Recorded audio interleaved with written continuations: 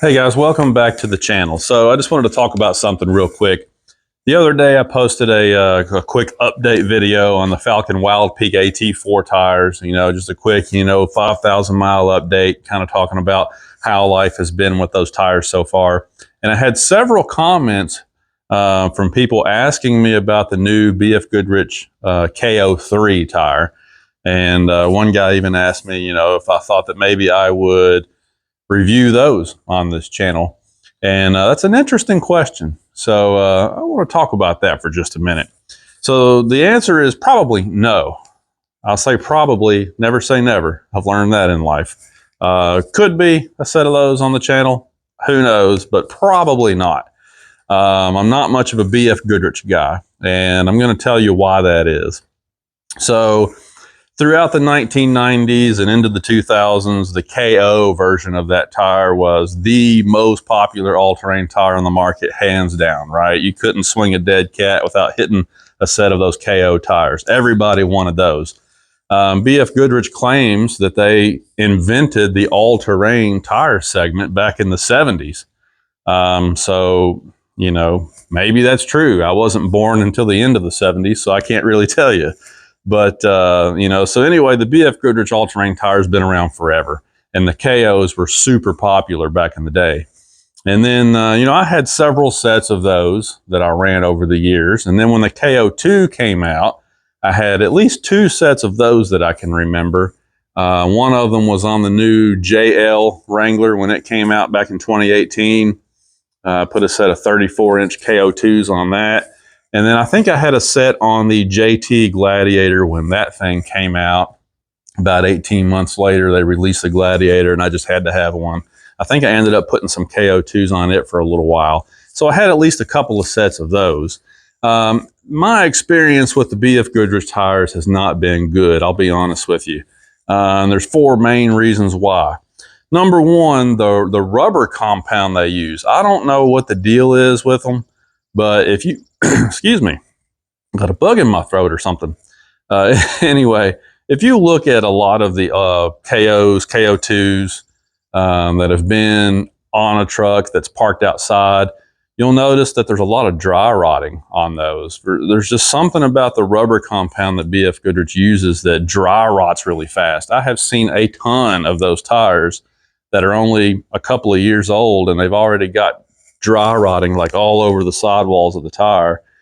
Sometimes you'll see it up around the shoulder of the tire as well. I've seen some that are so bad that it almost looks unsafe to use the tire because the sidewall, like the outer layer of rubber will actually split open. And again, I don't know exactly what it is about their rubber compound that does that. I haven't seen that on other brands of tire really. But the BFGoodrich tires just seem to do that all the time. And, it's especially a problem in the summertime if you park outside. So that makes me think it has something to do with UV radiation exposure. The rubber compound on those BFG tires just doesn't like UV radiation. I don't know, but that's kind of annoying. You would think, being such a serious issue, that would be something that BFGoodrich would want to correct. But it plagued the KO tires. It plagued the KO2 tires. So it kind of makes me not even want to look at a KO3 tire. I don't know. But that's the first thing. Second thing is they can be hard to balance. I've had fits in the past trying to get KO and KO2 tires balanced up to where they will roll smooth down the road. About a year ago, I was at a tire shop in Lexington, Kentucky, getting a different set of tires put on. And the manager and I just started talking, and he said that he doesn't even recommend BFGoodrich tires to customers anymore because, as he put it, they are squares. That was his words. BFGoodrich tires are squares. He said they just have fits getting those things balanced out. So, the quality control is just not really there with those tires either, seems like. All right, so the third thing, wear. They don't wear very good. I specifically remember the last set of KO2s that I had on that Jeep Gladiator, not the diesel one, the gasoline one before that. At 5,000 miles, I always do these update videos, every 5,000 or so. The first 5,000 miles, those tires were already feathering and chopping real bad on the outer tread blocks. And you know me, I take good care of my stuff. I keep my trucks aligned properly. I run the proper tire pressures. I rotate my tires often. You know, I do everything by the book, but for some reason they were just chopping and feathering real bad. And a lot of them just seem to do that. They just don't wear evenly like other tires do. I don't know. And then the fourth and most important thing probably is traction. They just don't have good traction compared to the other tires that are out there. And particularly, well, I mean, I was getting ready to say particularly on the road in the bad weather, but really it's off-road too. They just don't have good traction. And here's why I think that is. Let's talk about on-road first. Let's say it's raining really hard, okay? You'll notice this is a highway terrain tire right here, by the way. This is a Firestone Transforce HT2. Okay, so if you look at tires, most tires are going to have these rings, right, that go around their circumference of the tire. They call these circumferential grooves, fancy name, but basically you can see these open voids in a straight line around the tire, right? And the reason that's there is so that when the tire is running over the road surface and you got a lot of water on the road, the water can evacuate very quickly horizontally, right? The tire runs over the water and the water can shoot out horizontally.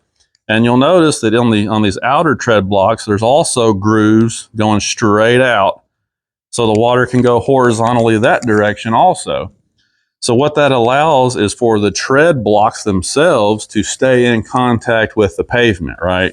The water can evacuate horizontally very quickly. And so the tread blocks can stay connected to the road. That's how you get decent traction in the rain, right? If you look at most all-terrain tires, this one is a Yokohama Geolandar XAT. Same deal. You got these open grooves on the outside, so water can shoot out very quickly. If you look at like the inner part of the tread, you've got a straight line here going straight out. Here's a straight line. I mean, you can very easily connect the two dots from the center of the tread to the outside of the tread. You've got a straight path there for the water to go out. So even a more aggressive tire like this all-terrain right here can still do a really great job in the rain because, again, the water can shoot out horizontally and get out of there. When the tire runs over that water, the water can leave.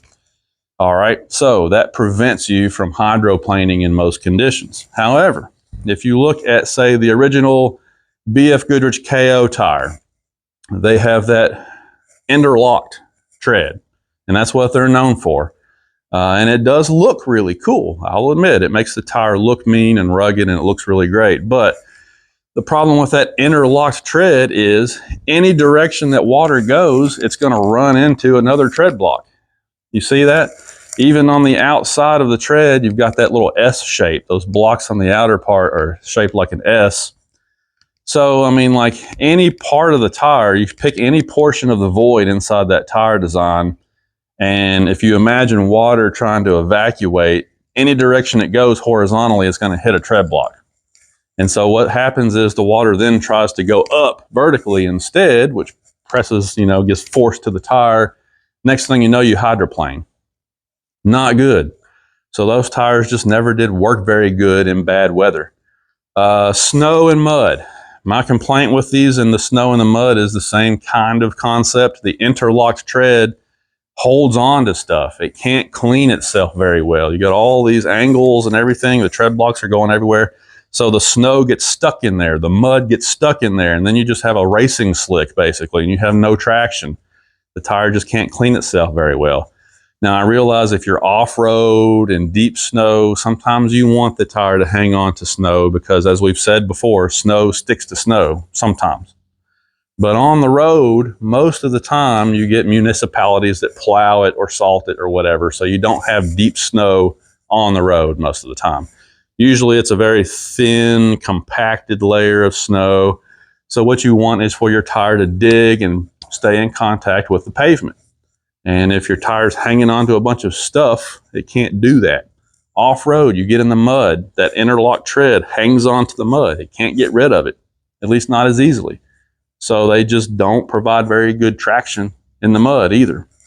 So I just never had good luck with them. Now, you go to the KO2, And you can see where BFGoodrich tried to kind of alleviate a little bit of that, because now on the KO2, the outer blocks at least have some of these straight open voids, kind of like on this Yokohama tire here. You see how this is just open. Okay, well, the KO2 tire kind of had that design incorporated into it. So it's almost like BFGoodrich is starting to realize, hey, we need to change and start to slowly get away from this interlocked tread, right? Now, check out this KO3. This is the brand new KO3 that just came out. And you can see it in this KO3 design even more. They're taking even more of a step toward getting away from the fully interlocked tread. Now you've got open grooves on the outside. You've got some places on the inside now where you can get a little bit of evacuation of stuff on the road. It's not quite as open as this Yokohama still, but at least they're moving in the right direction. Is it enough to make this tire compete with the stuff that's on the market, like the Yokohama, like the Falcon AT4, which has a great design, like the Cooper AT3, which has a really, really great design for, foul weather? I don't know.